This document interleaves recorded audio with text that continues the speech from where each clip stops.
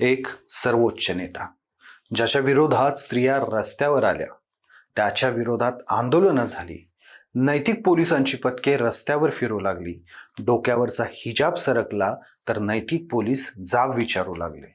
तिथेच त्याच्या बेधडक आणि आत्मविश्वासू राजकारणानं त्यांना आंतरराष्ट्रीय राजकारणात आपला दबदबा बनवला होता. इस्रायल आणि अमेरिकेनं संयुक्तरित्या त्याच्यावर दबाव टाकला, मात्र तरीही तो झुकला नाही. याबद्दल त्याची जगभर प्रशंसा देखील झाली. मात्र या प्रशंसेसोबतच त्याच्या दडपशाहीचे किस्से देखील जगभर गाजले. जगभर वाहवा होत असताना इराणच्या होम पिचवर मात्र त्याच्या विरोधात आंदोलनं झाली होती. लोक रस्त्यावर आलेली. नक्की काय होती या खोमेनी यांची ही डार्क बाजू, जाणून घेऊयात या व्हिडिओच्या माध्यमातून. नमस्कार, मी शशी आणि तुम्ही पाहताय कट टू कट.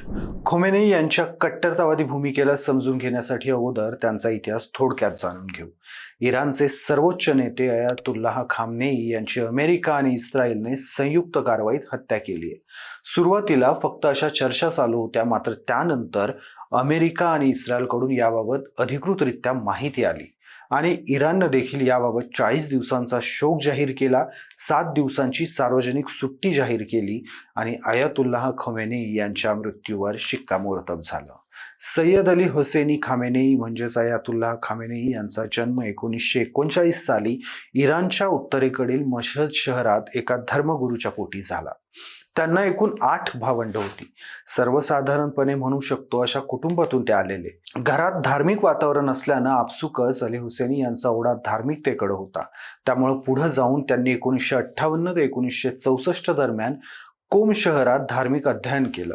1962 साली अयातुल्लाह रुहुल्लाह खोमेनी यांच्या शाह विरोधीच्या चळवळीत ते सहभागी झाले.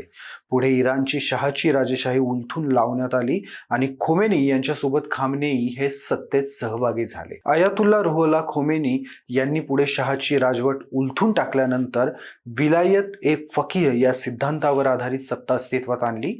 विलायत ए फकीह म्हणजे धर्मतज्ञाचे पालकत्व. या तत्वानुसार धर्मगुरूला इस्लामी राज्यावर सर्वोच्च सार्वभौम सत्ता दिली जाते. 1989 साली अयातुल्लाह खोमेनी यांच्या निधनानंतर खामेनेई यांनी सर्वोच्च नेतेपद स्वीकारलं. आता यावरून एक गोष्ट लक्षात येते, ती म्हणजे खामेनेई यांचं बालपण धार्मिक घरात गेलं.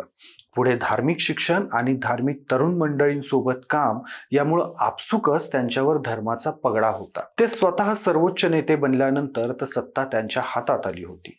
त्यांनी पाश्चिमात्य उदारमतवाद व भांडवलशाहीवर तीव्र टीका केली होती. त्यांच्या मते पश्चिमेकडील व्यवस्था भौतिकवादी आणि इस्लाम विरोधी प्रवृत्तीची आहे. देशात देखील त्यांनी कट्टरतावादाला दर्शवणारे नियम लागू केले होते. इराणच्या शहांना हकलून जेव्हा खोमेनी यांनी सत्ता हस्तगत करत खोमेनेई यांच्या मदतीनं राज्यकारभार चालू केला, तेव्हा त्यांनी महिलांवर मोठ्या प्रमाणात बंधनं आणली. त्यांचं शिक्षण, राहणीमान या सगळ्यांवर मूलतत्ववादानुसार त्यांनी नियम बनवले होते. त्यांच्या कारकिर्दीत त्यांना बऱ्याचदा त्यांच्या निर्णयांमुळे सामाजिक टीका आणि रोषाला सामोरं जावं लागलं. त्यांचे हे निर्णय म्हणजे खोमेनेई यांच्यावर कट्टरतावादाचा किती प्रभाव होता हे दिसून येतं. त्यांच्या राजकीय जीवनावरचा सर्वात मोठा डाग म्हणजे हिजाब सक्ती विरोधातील आंदोलन. इराणमध्ये इस्लामिक क्रांतीनंतर म्हणजेच खोमेनी सत्तेत आल्यानंतर हिजाब सक्ती केली गेली. म्हणजे हिजाब नसेल तर सार्वजनिक ठिकाणी प्रवेश नाकारले गेले. महिलांनी सक्तीने हिजाब वापरावेत यासाठी इराणमध्ये गश्त ए इर्शाद म्हणजेच नैतिक पोलीस दल रस्त्यांवर फिरू लागले. महिलांना तुरुंगवास आणि फटक्यांची शिक्षा देखील होती. 2022 मध्ये मात्र हिजाब नाही म्हणून अटक केलेल्या महसा अमिनी या तरुणीचा कोठडीमध्ये मृत्यू झाला होता. तिच्या मृत्यूनंतर इराणमध्ये वणवा पेटला म्हणता येईल. महसाच्या मृत्यूनंतर एक आंदोलन सुरू झालं. या आंदोलनामध्ये 500हून अधिक जणांचा मृत्यू झाला. वुमन लाईफ वुमन फ्रीडमचे नारे देशभर घुमू लागले. Social media say no to हिजाबच्या स्लोगननं भरून गेला. विवाहाचं वय घटवलं. खोमेनेई यांनी मुलांसाठी विवाहाचं वय 18 वरून 15 केलं होतं, तर मुलींसाठी विवाहाचं वय 9 केलं होतं, ज्याची जगभर निंदा झालेली. देशात यावरून आंदोलन देखील झालेलं. आंतरराष्ट्रीय स्तरावरून देखील मानव अधिकार समिती, बाल हक्क समितीसह अनेक समित्यांनी या गोष्टींवरून खामनेई सरकारवर टीका केलेली आणि हा निर्णय बालविवाहाला प्रोत्साहन देणारा आहे असं म्हटलं होतं. महागाईच्या विरोधात संताप. अमेरिका आणि पाश्चिमात्य देशांनी निर्बंध लावल्यामुळं इराणमध्ये मागील 2 महिन्यात महागाईचा डोंब उसळला होता. लोक रस्त्यावर उतरली होती. खामनेई यांना हटवण्याची मागणी करत होती. तेहरानच्या ग्रँड बाजारमधील व्यापाऱ्यांच्या निदर्शनापासून याची सुरुवात झाली. त्यामागे आर्थिक अडचणी मोठ्या प्रमाणात कारणीभूत होत्या. हे आंदोलन लवकरच इराणभर पसरलं. दडपशाही, इस्लामिक विलाहत हे फकीहला अनुसरून सत्ता उपभोगणं. खोमेनेई यांनी आपल्या बळाचा वापर करून आपल्या विरोधकांना दडपून टाकलं होतं. आपल्या निर्णयाच्या विरोधात उठणारे आवाज त्यांनी अगदी अलगद शांत केले होते. अशा अनेक गोष्टी खामेनेई यांच्याबद्दल सांगता येतील.